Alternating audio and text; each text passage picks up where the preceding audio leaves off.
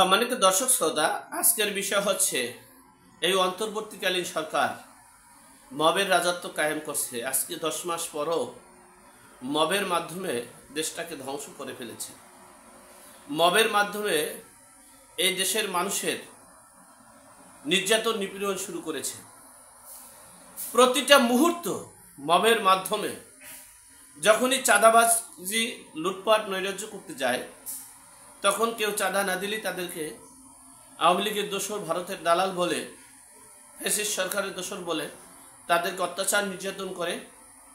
Police সেখানে উপস্থিত হলে পুলিশের কাছে বসেও নির্যাতন নিপীড়ন করে, তাদেরকে আহত করে, এরপরে পুলিশের হাতে সুপর্দ করে দেয়।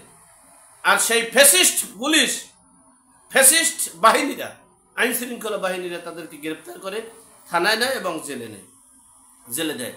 সে বিষয়ে সংক্ষেপে আপনাদের সাথে শেয়ার করছি।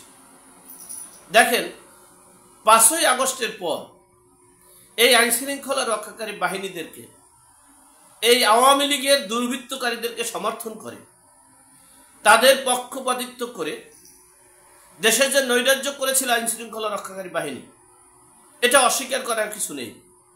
সেই বাহিনীদেরকে 5ই আগস্টের পর যেভাবে নির্মমভাবে হত্যা করা হয়েছে, আমি ভেবেছিলাম এই দেশের আইন শৃঙ্খলা রক্ষাকারী বাহিনী আর কোনো ফ্যাসিস্ট বা আর কোনো দুর্বৃত্তকারীদের, আর কোনো মবকারীদের পক্ষ নিবে না।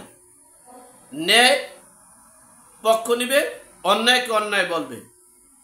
কিন্তু দুঃখের বিষয়, গত 54 বছরে যে পক্ষপাতিত্ব করা হয়নি, যে পক্ষপাতিত্ব যতটুকু করেছে তার চেয়ে হাজার হাজার গুণ পক্ষপাতিত্ব করে এদেশের মানুষ নির্যাতিত নিপীড়িত হয়েছে।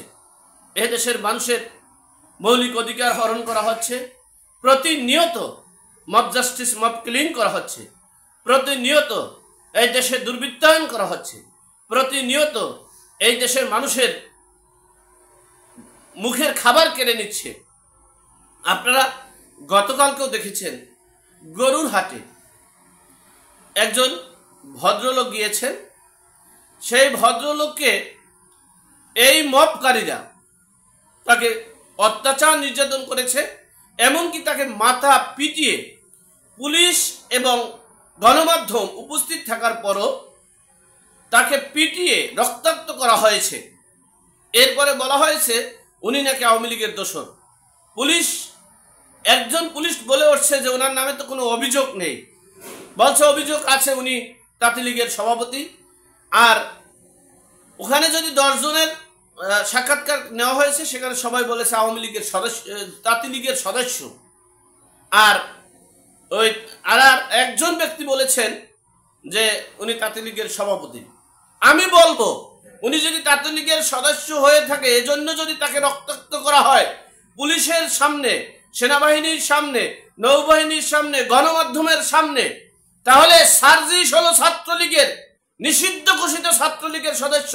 ওকে যেভাবে পুলিশকে টানানো হয়েছে ঠিক সেভাবে টানানো উচিত, যদি নিষিদ্ধ হয়ে থাকে। তৎকালীন সময়ে অনেকে আওয়ামী লীগ করেছে পিঠ বাঁচানোর জন্য, নিজের সংসার, পরিবার, পরিজনকে রক্ষা করার জন্য অনেকে আওয়ামী লীগ করেছে। এই বিষয়টা একবার বিবেক করা উচিত।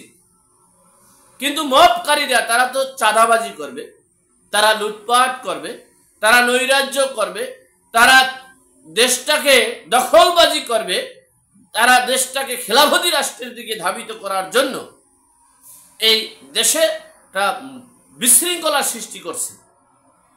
আমি সকল আইন শৃঙ্খলা রক্ষাকারীদেরকে বলবো, গত 15 বছরে আওয়ামী লীগের দুর্বৃত্তকারীদের যেভাবে সঙ্গ দিয়ে, লিড দিয়ে দেশে যে নৈরাচার, অত্যাচার করা হয়েছে, তার পরিণতি আপনারা 5ই আগস্ট থেকে দেখেছেন। ফ্লাইওভারে টানানো, রাস্তায়, ড্রেনের ভিতরে এই আইন শৃঙ্খলা বাহিনীরা ছিল, সেখানে সেনাবাহিনীও রক্ষা পায়নি।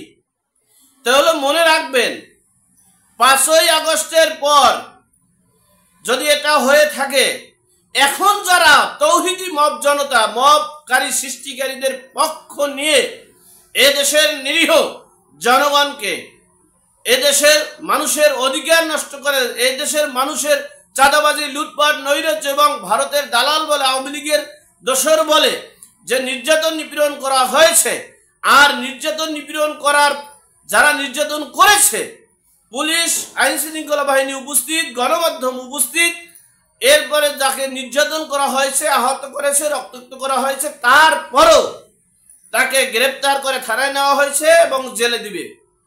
আমি তাদেরকে বলবো, 5ই আগস্টের পর যে কাহিনী আপনারা দেখেছেন আইন শৃঙ্খলা রক্ষাকারী বাহিনীর অবস্থা, তার চেয়েও হাজার হাজার গুণ অবস্থা আপনাদের হবে যদি আপনারা এই মবকারীদের পক্ষ নিয়েছেন, এই দুর্বৃত্তকারীদের, এই স্বৈরাচারী শাসকদের আপনারা পক্ষ নিয়েছেন। এজন্য আমরা বারবার বলেছি, গত 15 বছরে যারা প্রত্যক্ষ অপরাধের সাথে সম্পৃক্ত তাদেরকে বিচারের আওতায় এনেন, তাদেরকে বিচারের আওতায় এনে তারা যাতে জনগণের সাথে প্রতারণা করতে না পারে সেই ব্যবস্থা করেন। আমি সেটা গত 15 বছরও বলেছি, এখনো বলি। তাই বলে এই না আপনারা দেশটাকে লুটপাট করবেন, নৈরাজ্য করবেন, নির্বিচারে হত্যা করবেন, নির্বিচারে গুম করবেন, সেই পক্ষে আমি অবস্থান নেব, সেটা আমি না। আমি সাদাকে সাদা বলবো, কালোকে কালো বলবো। এই দেশটা ধ্বংস করেছে আইন শৃঙ্খলা রক্ষাকারী বাহিনী, মবকারীদের তৈরি করেছে আইন শৃঙ্খলা রক্ষাকারী বাহিনী, মবকারীদের তৈরি করেছে সেনাবাহিনী। যদি তারা সেটা না করত, আজকে যারা মব করতে গেছে তাদেরকে যদি গ্রেপ্তার করা হতো, এই বাংলাদেশে চিরতরে মব শেষ হয়ে যেত। কিন্তু সেটা তারা করেনি। তারা নিরপেক্ষতা পালন করবে সেটা তো দূরের কথা, অত্যাচারিতাকে গ্রেপ্তার করে থানায় এবং জেলে দেওয়া হচ্ছে। বিশ্ব মিডিয়া এগুলো সব দেখছে।